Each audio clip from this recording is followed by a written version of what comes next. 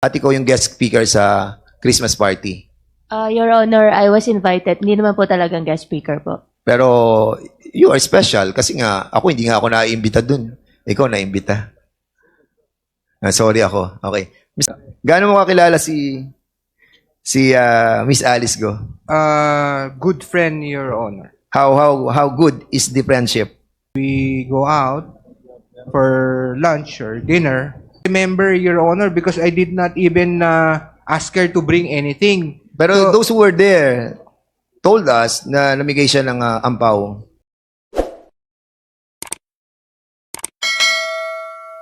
Doon sa Miss Alice Go, remember that we have talked about yung mga nahuli na mga 323 na mga Chinese sa Baofu. And remember that sabi ko sa iyo na kung may kilala ka sa immigration and you attended a Christmas party kay Attorney Carlos Capulong. Yes po, Your Honor. And you told me na kilala mo siya at ikaw yung guest speaker sa Christmas party.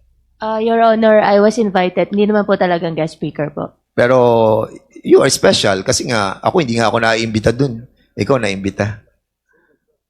Sorry ako. Okay. Mr. Attorney Carlos Capulong, gaano mo kakilala si Alice Go? Good afternoon, Your Honor. Yes, good afternoon. Mr. Good Chair. evening. Good evening, Your Honor. Mag-good morning na, 30 minutes na lang. Yes, sir. Gaano mo kakilala si Miss Alice Go? Good friend, Your Honor. How good is the friendship?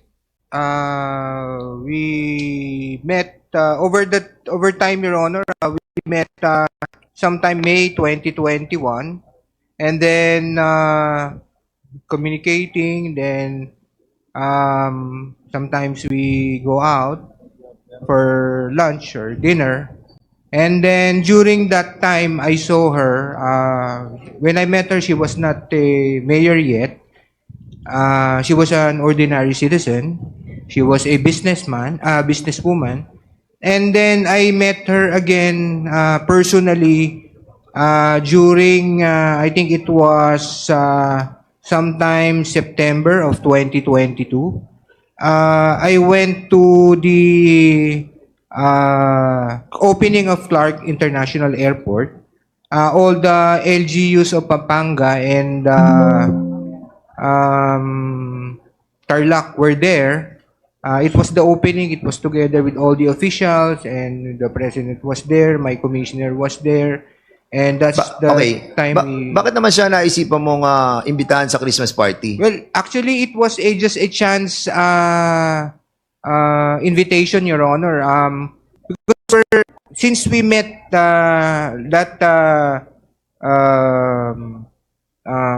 September, then we talked, and then we had Attorney Capulong, ano mga pinamigay ni Alice Go during the Christmas party? Actually po, I cannot remember, Your Honor, because I did not even ask her to bring anything. Pero those who were there told us na namigay siya ng ampaw. Actually, hindi po totoo yun, Your Honor. Okay.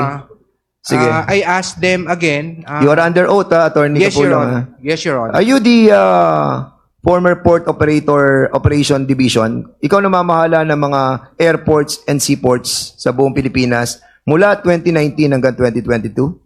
No, Your Honor. I was appointed or designated, Your Honor, 2021 March, and then until 2023 February, Your Honor. So 2021 ka hanggang 2023 February, Your Honor. Port Operator Division. Port- Operation Division. Yes, Your Honor. Ikaw ang chief. Acting Chief, Your Honor. Acting chief. So in other words, nakikita mo lahat ng labas, ng mga manifest, ng lahat ng mga bumabiyahe, ng lahat ng eroplano, lahat ng mga ship. Am I correct? We can check, Your Honor. We can check po. What? Pwede po namin i-check, Your Honor. Of course, you're the chief division na operating Yes, Your Honor. Ikaw yun. Yes, Your Honor. Yes, Di ba? Mr. Chair. Kung ikaw ang pinaka-chief, alam mo nangyayari sa lahat ng airports, sa lahat ng seaports sa buong Pilipinas. Am I correct? And you were assigned sa Region 3. Napassign ka ba doon? Area ng Bamban. Region 3. Napa-assign ka, yes or no? No, Your Honor. Hindi ka napa-assign? Can I clarify, Your Hindi. Honor? Tinatanong ko, klaro, napa-assign ka ba sa Region 3? I was assigned way back 2010, Your Honor, sa Clark International Airport. As an alien control officer. No, Your Honor. Saan ka na-assign doon? Nung na-assign po ako sa Clark Region. Clark International Airport, Your Honor, that was 2010. 2010. Yes, sir. yes, Your Honor, until 2012, Your Honor. Hanggang 2012. Anong position mo doon? Acting Head Supervisor, Your Honor. Mr. Chair.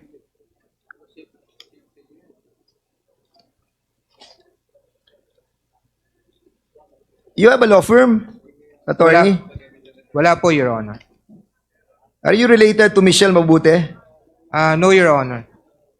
Isn't she your girlfriend? No, Your Honor. You have you have a child with her? No, Your Honor. Are you sure? Yes, Your Honor. Okay. I want to make it sure. Right now you are suspended, am I correct? Yes, Your Honor. Why are you suspended? It stemmed for a case that a visa that I prepared and reviewed two visas, Your Honor, that I prepared and reviewed, and then it was approved by the Board of Commissioners, and then after post-audit, Your Honor, it was determined that there was a problem with regard to, I'm not sure, Your Honor, with the non-registration of the entity, Your Honor. Okay. During the time that you were with not yet suspended, together with Attorney Gemma de la Cruz, Attorney Siriban, and Attorney Vera, were you a part of the hearing officer who heard the 9G visa? Yes, Yes or Your no? Honor. Yes, Your Honor. Yes, okay. And during the time that you have been a part of these hearing officers, have you encountered yung issue nung 323 na mga na-apprehend doon sa Bamban? No, Your Honor. No. I was in the airport that time, Your Honor. And during that time, you have already established your position in that area. Am I correct? What area, Your Honor? Yung current before you were suspended. Saang position pa? I was at the airport, Your Honor, 2021 to 2023 February, Your Honor. Kasi alam mo, Attorney Carlos, hindi naman sa pinagbibintangan kita. Ako lang naman. Pero nag-wonder lang po ako dahil kayo po yung Port Operation Division Chief 2021 to 2023. And then, yung kaibigan mo, si Alice Go, na kasama mo sa Christmas party. And she was able to leave the country na nagulo ang buong Pilipinas, hindi malaman kung saan siya dumaan. Alam mo, gulong-gulo kami, attorney.